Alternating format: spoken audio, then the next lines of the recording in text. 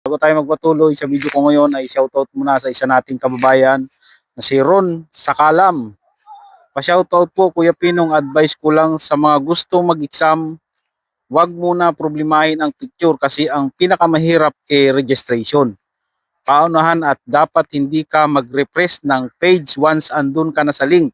Sa CBT kasi sa amin last year ang daming nagalit dahil di gumagana yung drop down kaya ang daming aberya. Ayun, yung drop down daw, yung sa parang sa mouse ba yun? Sabagay, hindi naman ako nakapagano ng computer-based test. Paper-based test kami noon mga kabayan. At ikwento ko na rin sa inyo yung experience ko sa amin noon sa paper-based test. Medyo exciting din yung paper-based test kasi sa papel. Ikukwento ko sa inyo yung experience ko sa paper-based test. Kasi ngayon, UBT na ngayon, sa tablet na. Una, sa papel, paper-based test. Tapos naging CBT, computer-based test, computer. Tapos ngayon, naging UBT na. Yun. Ano ba yung UBT na yun? Hindi ko matandaan kung anong ibig sabihin. Basta sa tablet na ang exam ngayon. At sabi nga nung iba ay pagkatapos ng exam, diretso na ng isyara test doon mismo sa tablet. Experience ko noon, sa amin talaga noon mga kabayan, mas madali ang exam sa amin noon. Isipin mo kahit yung iba walang alam, yung iba ang alam lang ay bumasa, pero pumapasa sa EBS topic exam. Bakit? Sa amin noon, ang daming bali-balita noon, kahit yung school na pinag-aralan ko sa Korean language school, yung ibang teacher doon nagsasabi na swerte ninyo kapag may nakasama kayo sa room na magaling. Ano ibig sabihin nun? Ang EPS topic exam noon sa amin mga kabayan ay ginaganap sa mga university sa Pilipinas. Yung paper-based test.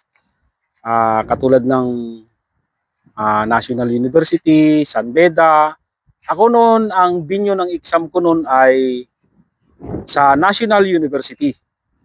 Ang hindi ko lang matandaan masyado kung anong oras ba 'yun. Pero parang alas 10 yung schedule ng exam ko noon kasi habang nakapila kami, yung iba naglalabasan tapos na eh.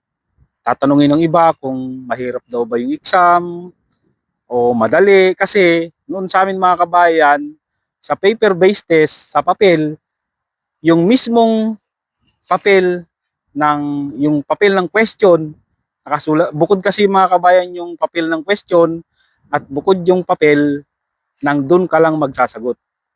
Kumbaga si-shade mo lang yung sagot sa multiple choice, dalawang papel yon at yung papel na kung saan nandun yung mga tanong, iuuwi mo na yun, remembrance mo yun.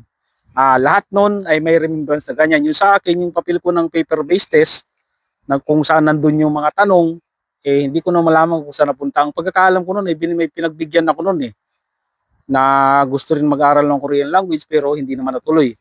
Nawala na yata.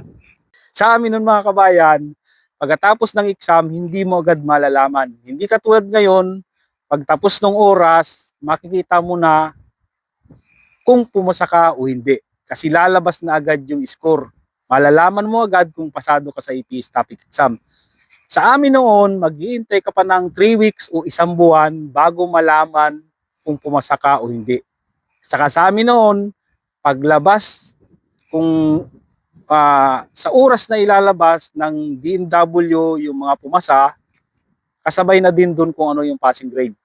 Kaya hindi namin alam kung ano yung passing grade, kung pumasa ba kami pagkatapos naming mag-exam. Pagkakaalam ko noon, nag-exam kami ay March, tapos lumabas yung result ay April. April na namin nalaman. Kaya, pa rin, kumbaga paglabas mo ng room, kahit alam mo na marami kang nasagutan, hindi ka pa rin kumpiyansa kung pumasa ka o hindi kasi hindi mo pa rin alam kung ano yung passing grade. Sabay yun, pag nag-announce ang DMW kung sino yung mga pumasa, dun pa lang din nila sasabihin kung ano yung passing grade. paano ba nangyayari na noon ay maraming pumapasa kahit walang alam? Ito yun mga kabayan. Meron kasing pagpasok niyo sa kwarto, kasi kami noon natatandaan ko noon ay nasa 30, 35 o 33 kami sa loob ng kwarto.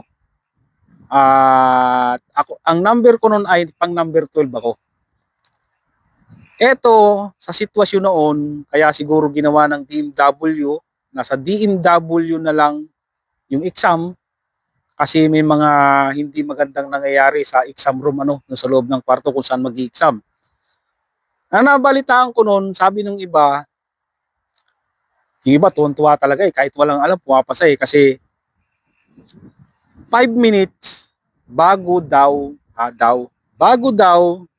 matapos yung EPS topic exam yung oras, nagbibigayan daw kung sino daw yung may magaling. Halimbawa, patapos na, yung walang alam, o baka naman pwede, pa-share naman ang sagot yan, ganun-ganun. Kaya ganun ang nangyayari. Kahit yung iba, kahit walang alam, pumapasa talaga kasi na-share nung iba yung magagaling na sigurado silang pumasa, alam nila na pumasa sila kasi alam nila na marami silang nasagutan na tama, isi-share nila kung ano yung sagot nila dun sa EPS topic exam. Saka noon ay hindi masyadong mahigpit pagdating sa mga proktor. Kasi kalimitan sa mga proktor sa amin noon ay mga Pinoy at Pinay lang. Kalimitan, wala halos Koreano. Yung iba mababait, hahayaan lang kayo magtinginan. Ito yung nangyari sa room ko noon. Pagpasok sa room, yung bag nasa ilalim ng upuan. Tapos ang gamit namin noon ay ballpen, pang shade dun sa multiple choice kasi bilog-bilog lang yon. Bawal ang lapis. Tapos yung cellphone nandun lang din sa bag. Yung isa ko talagang katabi noon, alam ko talaga parang siya kumbaga sa naghahanap lang talaga ng tempo siya para yung kumbaga pinapakiramdaman niya kung meron siyang makakasama na magaling. Parang doon lang din siya umaasay. Kasi napapansin ko siya, katabi ko siya, number 11 siya, number 12 po, magkatabi kaming dalawa. Napapansin ko siya, hindi naman talaga siya nagbabasa halos Titingin-tingin lang siya, pasulyap-sulyap sa mga katabi. Tapos maligalig siya maingay siya Malimit nga siyang sinasabay nung proctor namin na babae. Iniisip ko noon, ito, talagang naghahanap lang to ng mga kasama na magaling kaso, itong nangyari. Pagdating doon sa listening, yung iba kasi naita-translate ko yung ibang nakasulat sa papel doon sa mga tanong.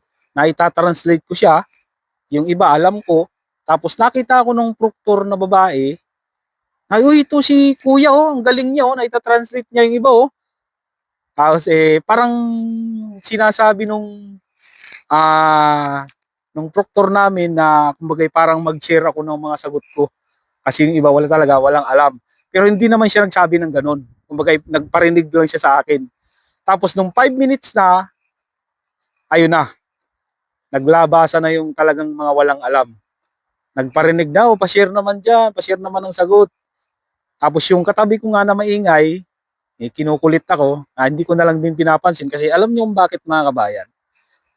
Yung iba talaga mababait Sineshare talaga nila, ewan ko kung ang hirap din kasi ng ganun Isipin mo, nag-aral kang mabuti, tapos yung iba hindi naman nag-aaral, hindi naman talaga, kung tutusin, hindi naman talaga nag-focus sa pag-aaral ng Korean language, tapos ikaw, sub-sub na yung nguso mo sa kaaral ng Korean language, tapos ipamimigay mo lang yung mga sagot mo. Di ba ang hirap ng ganun mga kabayan, Hindi naman sa pagdadamot, dapat kasi yung ganun talaga mga tinuturuan ng diksyon Yung mga ganung bagay Kasi iniisip ko noon, hindi rin naman ako sigurado kung pumasa ako kasi alanganin din talaga ako ang score ko sa EPS topic exam talagang kumbaga sa passing grade lang talaga sumubra lang ako ng isa. Ang passing grade sa amin noon ay 20, naka 21 ako. Ayun, sumubra lang ng isa. Iniisip ko noon kung bibigyan ko siya, ibibigay ko sa kanya yung mga sagot ko, pagpapareho kami ng sagot, parang parang unfair naman dun sa sa yung pagsisikap ko sa pag-aaral ng Korean language kahit pasang-awa, di ba? Tapos yung iba, ganun-ganun lang, di ba? Parang unfair pagka ganun. Nandito tayo mga kabayan, malapit sa ilog. Dito ako tumambay sa kubo-kubo nito, ang ganda eh. Diyan lang yung ilog. Dahil mga namamasyal dito ngayon kahit holiday.